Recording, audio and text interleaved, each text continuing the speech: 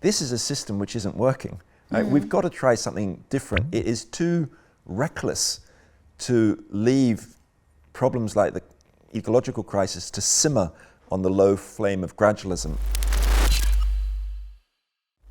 Ik ben Kelvin. En ik ben Charissa. En welkom bij Brainwash, waar wij in gesprek gaan met denkers over hoe grote maatschappelijke vragen van invloed zijn op ons persoonlijke leven.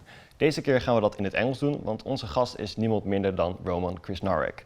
Roman Krznaric is a public philosopher and the author of bestsellers like Empathy and The Good Ancestor. His latest book, History for Tomorrow, explores how lessons from the past can help us address today's major challenges such as climate change and social media. Thank you for joining us today. Looking forward to the conversation. Yeah. So we noticed something very interesting. So in your books, you talk a lot about time. You talk about the past, you talk about the present, and about the future. But despite being obsessed with time in a way, you don't wear a watch. Why is that? I think that time is a form of control, a kind of prison, and it is trying to shape the way we take our lives. And the watch is a symbol of that. I mean that people have been controlled by time since the Middle Ages, when the first mechanical clocks started to control when we would work or when we would go and have lunch, and they used to chime once an hour. But by 1700, most clocks had minute hands. By 1800, they had second hands, and we started putting them on our wrists, and the factories of the Industrial Revolution started getting workers moving faster and faster. So time is a form of kind of tyranny. So as soon as I realized that, I got rid of my watch. In fact, I got my watch and I took a hammer and I actually smashed it. Oh, okay. Yeah, and in the introduction you've written that there's like so much to learn from the past, but we barely look back. Why do you think that is? I think it's partly that, as individuals, we kind of look back. We've got parents, we've got grandparents, but I think as a society, we're very much trapped in the tyranny of the now. The way politicians and policymakers, they're just obsessed with, the latest opinion poll, the next, social media tweet or whatever it is, or they're crossing their fingers and hoping that, the tech barons in Silicon Valley will come to our civilizational rescue and solve all our problems for us with geoengineering or something like that. And I think what's missing, when I look at that, I think, well, what about all the wisdom of history? Sometimes we think that we need new kind of energy resources to deal with the problems of our time. We need solar energy or wind power, but there's another resource we're failing to tap into, and that's history. And we've got so much of this stuff, why don't we draw on its wisdom? So you briefly just mentioned the tyranny of the now. What do you exactly mean by that? That idea is about the way that we are obsessed with the present tense. It's the way that businesses can't see beyond the quarterly report, the way that we are constantly looking at our phones and clicking the buy now button, the way the politicians are only thinking about the next election, not about future generations. Yeah. So I think of that as a kind of tyranny. We need to kind of liberate ourselves. We need more, I think of it as like temporal intelligence. People sometimes talk about, well, we need emotional intelligence, like empathy and personal resilience and those things. But we also need to be kind of time smart, to start thinking long into the future, far into the past, and escaping so much obsession with the present moment. Yeah, because how does it affect us to be this focused on the tyranny of now? I think it makes us kind of less wise. Of course, there's nothing wrong with the present moment. Here we are. I want to engage with you. I want to look into your eyes and be here now. The kind of now that I don't really want is the now of, the algorithms telling me to keep looking at my phone all the time and trying to sell me stuff that I don't want. Right? And I think that if we're just focused on that kind of now, we're missing, in a way, our responsibility to be good ancestors for future generations. We're not thinking about, well, how do my actions affect the long term going forward? But also what we're missing is the learning that we can have in the past. And the great German writer Goethe in the early 1800s said, he who cannot draw on 3,000 years is living from hand to mouth. Yeah. There's that idea that kind of the past is almost like food. It's like nourishment. Why don't we try and pick those beautiful cherries from the past and taste them? Yeah, and also one takeaway I personally had after reading the book is like kind of the realization that we are not that unique after all. What do you mean by that? Well, that many of our current struggles, the same kind of struggles can be drawn as a parallel to many struggles we've had in the past, in that kind of sense that we are not entirely unique. Yeah, I think that's absolutely right. I think we often think that ours is a sort of a special time. We've never faced problems like today. Yeah, we're in an age of polycrisis. We've got a climate crisis. We've got risks from artificial intelligence and genetic engineering, threats to democracy, rising house prices and food and energy prices and things like that. But actually, look to history and across the globe and you can see societies having to face things a bit like the ones we've got today. Some of the crises are quite similar. Yeah. Lots of societies have faced, shortages of water and droughts and things like that. Yeah. Now you might say, well, what about something like AI? Surely that's completely different. But actually, we've got parallels in the past there too. Because if you think about something like artificial intelligence, which seems so 21st century, almost sort of 22nd century, I ask myself, well, have we ever faced as a society kind of the risk of creating systems that might get out of control, that are a bit like AI, that kind of threat from AI? And what I went back to in my research for this book, History for Tomorrow, was the invention of capitalism in the Netherlands, actually, in the early 17th century, when they invented the first stock exchanges, the first public limited companies, marine insurance, all this kind of apparatus of capitalism. Yeah. And it quickly got out of control. You had the great tulip bubble collapses and then, all these other financial collapses that spread to France and then to America and other places. And, it is a little bit like AI, but the thing about AI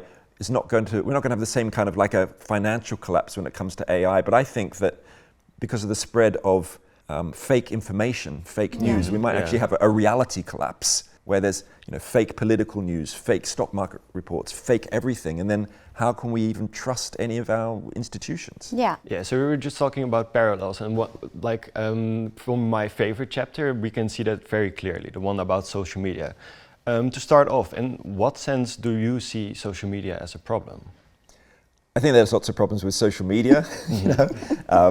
It can, created a global mental health crisis amongst young people. But the one I focus on in the book is actually the polarization of people on political and social and economic divides. Yeah. The way that the algorithms are feeding us the same kinds of news stories that just reinforce our views. So you get these splits between, pro-Trump and anti-Trump, or climate change activists and climate change deniers and things like that. And I think that polarization is really problematic, because any civilization that's going to survive and thrive in an age of turbulence needs to have kind of social solidarity, kind of collective mentality and collective values. And so social media divides us. And when you look at history, you can actually see how there was a new communications technology in the past which did exactly the same thing, which was the printing press.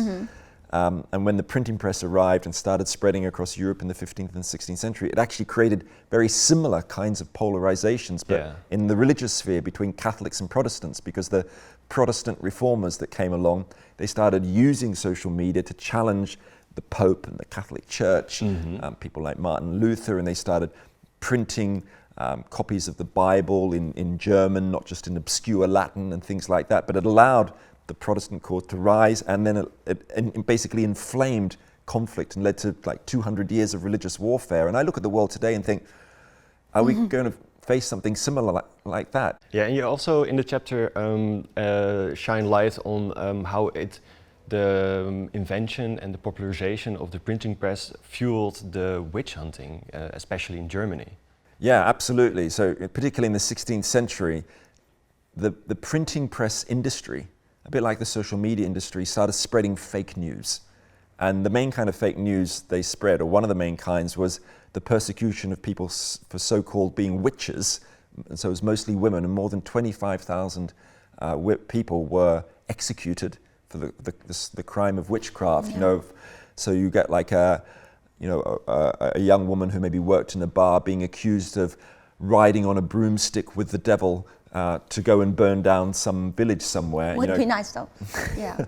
So complete clickbait, fake news. It helped sell the newspapers at the time. And I think when I look today at, for example, where I live in United Kingdom, very recently there's been far-right riots, including in the city where I live, and persecuting, for example, through fake news, the idea that there's been apparently an undocumented Muslim migrant who's enacted sort of acts of violence and things like that, totally fake.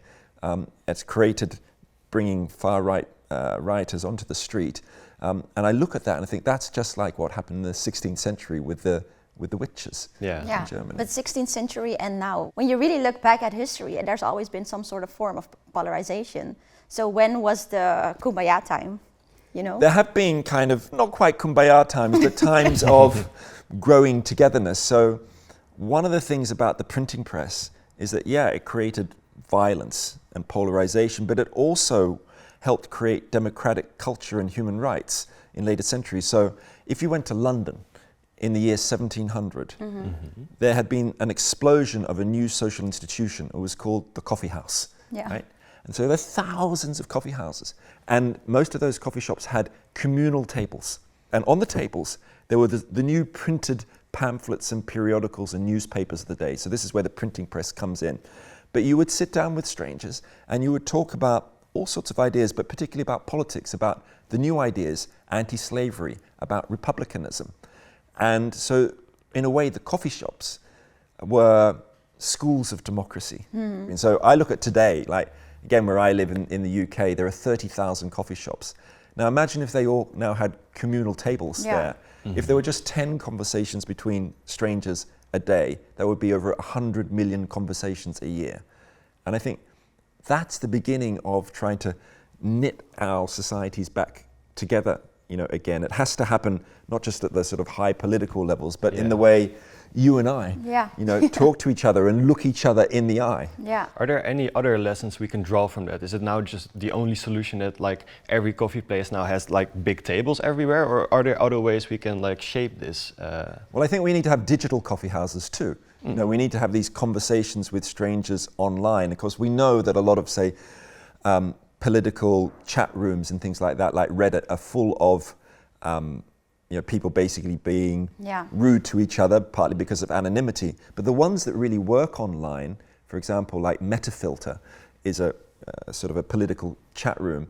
They're not run on advertising. They're often run on a subscription basis, or they're run on a kind of much more cooperative basis. So you've got a community of people who are really respectful. They often have quite strict rules for how you interact, to not engage in kind of microaggressions and things like that. They've got really good moderators, and some of the ones that don't work, they've got no moderation at all, basically.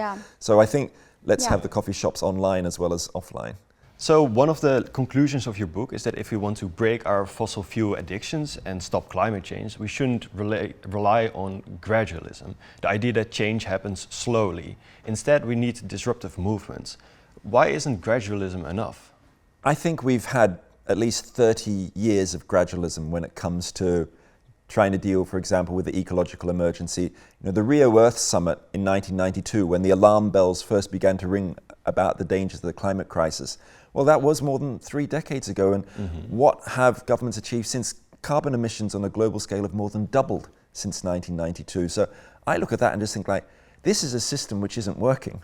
Right? We've got to try something different. It is too reckless to leave problems like the ecological crisis to simmer on the low flame of gradualism. And what I've discovered through looking at the history is that if you want to have rapid transformative change, we can't cross our fingers and hope that governments are going to do it for us. It just doesn't happen like that. Actually, what history tells us is that disruptive movements have a power to bring about change.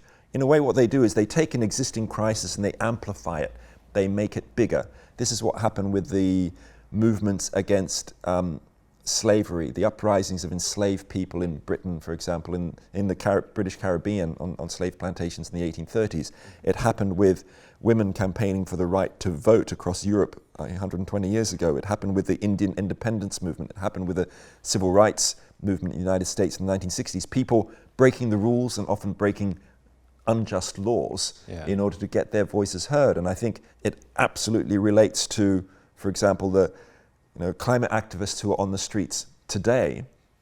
They are often demonized by the press and they're put in jail by the courts, yet they're basically doing what some of the heroes of the past did. People like Martin Luther King Jr. or the British suffragette Emmeline Pankhurst. Yeah. And it's a kind of a tragedy that we don't recognize that this is how change happens. This is what makes democracy work. Yeah, there are many great examples of disruptive movements throughout history that like really enacted social change. But what I'm very curious about, if there are no good examples of social change that came to be via gradualism, are there no examples throughout our history where that was the case? Yeah, there are examples that have come about through gradualism. If you think about, for example, the rise of trade unions in the 19th century, they worked for decades to try and get basic rights for workers, to get an 8-hour day, the idea of the weekend, holiday pay, all these kinds of things were products of long-term struggles. Or the fact that most Western countries have got reasonable social welfare systems, that we've got public hospitals, public education. These things had to be struggled for, and these things weren't achieved overnight.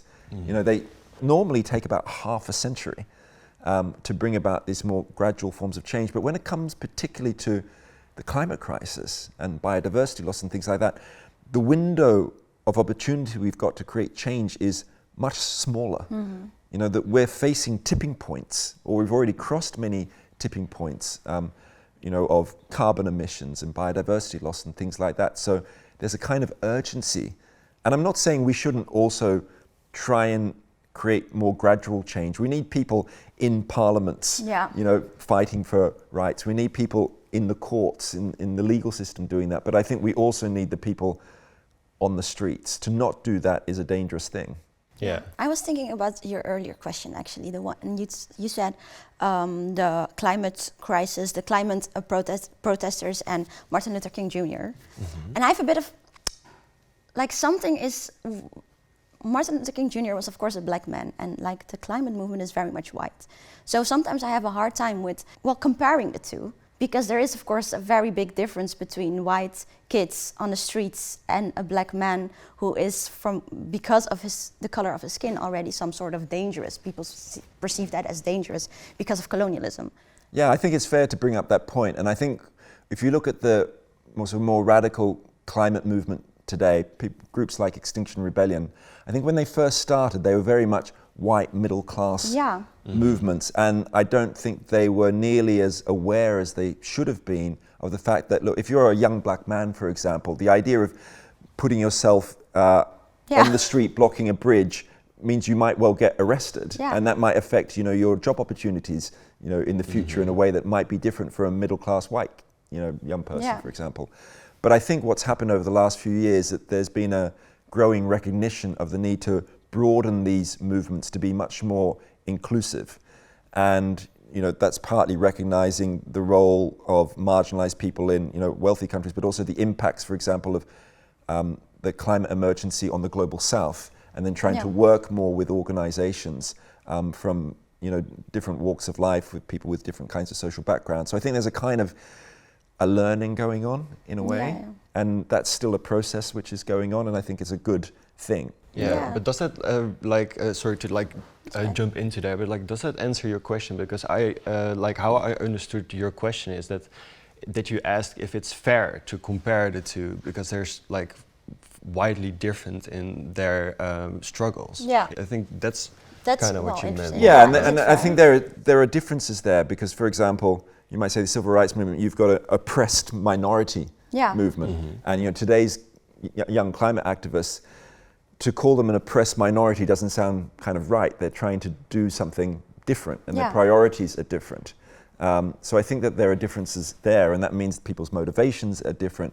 But I think when you look through history, there are commonalities between all these kinds of different movements, particularly in the kinds of strategies that work. Yeah, but that's, you know, because of the disruptiveness, I think. Yeah, it's the disruptiveness. Yeah. So I think that's where you can draw the similarities more closely. But I think you're right. You know, when you're thinking about history and analogies, you know, connections with the past, you've got to look for similarities, but you also have to look for the differences. Because I'm not saying like these are perfect blueprints from history that we can take from, you know, the 17th century and put on today. It's actually really about trying to tap into the collective imagination of the past. It's about using history almost like a thinking tool, sometimes people talk about the idea of applied history, like applied science. Let's take the history, let's try and apply it to today. Maybe it works, maybe it doesn't, but at least, in a sense, it gives us a kind of a hope that change is possible. I think what the history of all these disruptive movements tells us that, look, the chances of changing the system, the political system, the economic system, are actually quite low, right? It's really difficult, but we always have to act as if change were possible. Those two little words, as if, I think are really fundamental, because all people struggling for change in the past, against systems of colonial slavery, against British colonialism in India or whatever, didn't think that they could succeed or thought it was very unlikely, yet they still acted as if they could change things. And sometimes we can. Yeah, but radical flanks can turn violent, as you also show in your book. But your book does not make a case for violence. But how do you see that part of radical flanks that has played a big role, like for an example, the civil rights movements were so successful, as you show in the book, because of the looming threat of violence that the Black Panthers had with them. So what can we learn from them? Because we shouldn't all take up firearms and take to the street, of course. So what lessons can we have from there? Yeah, so I'm not an advocate of violence. I'm into non-violent direct action, amongst other things. And you're right, that if you look at history like the civil rights movements, you had a moderate movement, the civil rights movement around Martin Luther King Jr. and many other organizations doing sit-ins and blocking bridges and things. And then you had the radical flank movement, the Black Power movement, Malcolm X, the Black Panthers, as you mentioned, the Nation of Islam. And the ruling white elite basically ended up believing that if they didn't allow the mainstream movement, or they didn't give in to some of their demands, more and more African Americans would shift towards the more radical movement. So what the radical flank did is it made the moderate movement look more reasonable, made their demands look more reasonable. And I think there's some of that happening today. So you've got mainstream environmental movements, and then you've got the more radical ones. And I think that then raises the question of the tactics, right? Do you take up arms? Do you use violence? I think, again, if you look at history, you don't need to take up arms. Sometimes you need to be disruptive. And I think it's worth distinguishing two different kinds of disruption. You could have a kind of violence against people. And then the other thing you could have is kind of disruption of property. Right? And often these two things are put together, saying, this is all kind of violence. But I think it's very different to be a climate activist and pour red paint over the steps of an investment bank that is investing in the fossil fuel industry, compared to, say, shooting one of the bankers themselves, right? These are completely different things. And to my knowledge, all the radical ecological movements are non-violent. They are advocating, sometimes breaking the rules and breaking the law. I've done it with my teenage daughter. I've laid down in front of the street, in front of the Houses of Parliament in London, breaking the law, in a kind of mild way. And I know it annoys the commuters who are honking their horns, but it's going to infuriate future generations even more if we don't do those kinds of things. So I'm kind of okay with that kind of action. I think, a healthy democracy requires breaking of the rules. We need to teach people the importance of disobedience. But a kind of mindful disobedience. Think about when the Berlin Wall came down in 1989, hundreds of thousands of people went onto the streets in the cities of Eastern and Central Europe, in Berlin, and then, in the following years in Prague, in Budapest and other places. And sometimes just the numbers can do the work that you need to be done. Sometimes it doesn't work. What do we do then if it doesn't work? The sheer numbers of people. What do we do if it doesn't work? I mean, I don't know. Yeah. Sometimes it is almost impossible to change things. Sometimes things don't change. So in the late 1960s in the United States, there was a movement to get out of the Vietnam War, right? Because young people were being sent to be soldiers and dying, disproportionately African American young men. And there were mass protest movements. Yet the power of the elite of the system was so great that even though the movements were huge, it still couldn't shift the system. And I think sometimes what has to happen is we have to wait for a crisis to occur. And I think when a big crisis happens, then social movements can sometimes start playing a bigger role. They can, make that crisis bigger. They can try and use it to their advantage. But it's the bigger problem here, because we're talking about history right now, and that's very important, but should we be talking about ego? Should we be talking about ego? Yeah, because somewhere I think it's an ego thing or empathy thing actually, to look at people and think, oh, but they're dying on the other side of the world and we're good here, so let's not bring too much. Because I think ego is a big part of the crises that we have right now. And sometimes I miss it, you know what I'm saying? Yeah, I absolutely agree. I think we need an empathic revolution. Yeah. A capacity to step into the shoes of other people and see the world through their eyes. And again, through history, this has sometimes shifted whole societies. And I think that we should be thinking about, how do we do something a bit like today to expand our empathic capacity to step into the shoes of the people who, for example, being hit by the climate emergency now in low-income countries, but also to step into the shoes of future generations, both in the North and South, who are going to be impacted. Because never before in history have our actions had such potentially damaging consequences for future generations. This is a real pivot point, a change point in history, and yet it's almost like we've kind of almost colonized the future. We treat it as a dumping ground for ecological degradation and technological risk as if there was nobody there. But there are millions, billions of people who will be inhabiting that place. I mean, my kids could be alive in the year 2100. What kind of world is that going to be? Yeah. I think a really good takeaway of this conversation is that you, despite it all, you still remain hopeful. And your book also makes a great case for advocating for radical hope. What do you mean by that, and how does that differ from optimism, let's say? I think of optimism as a kind of glass half full attitude of everything's going to be okay despite the evidence. Don't worry, it's going to be fine.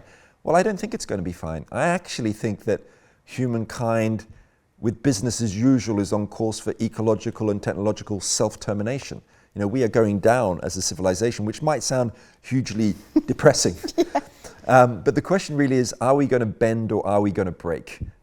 Can we transform our civilization? And I believe not so much in optimism, but in the idea of hope or radical hope. And I think of that as the idea of being committed to the values that you hold and the vision that you have, even if the odds are against you, even if the chances of success aren't strong. Yeah. I mean, the word radical comes from the Latin roots. So it's about being kind of rooted to your values and being committed to that, acting as if change were possible. Because actually, when you look through history, sometimes it has been possible to create change. So that's what I put my energies and life towards. And I hope it's not going to be a waste of time. But yeah, I think that let's not get caught in hopium, the idea of hope without action. All right, thank you so much for this conversation then. And then we have a last question for the audience. Yes, we do. I'm going to do this in Dutch again for our Dutch viewers. Zijn er momenten uit de geschiedenis waar jij hoop of bepaalde lessen uithaalt? Laat ons weten in de comments. Brainwash. Wat denk je zelf? Human.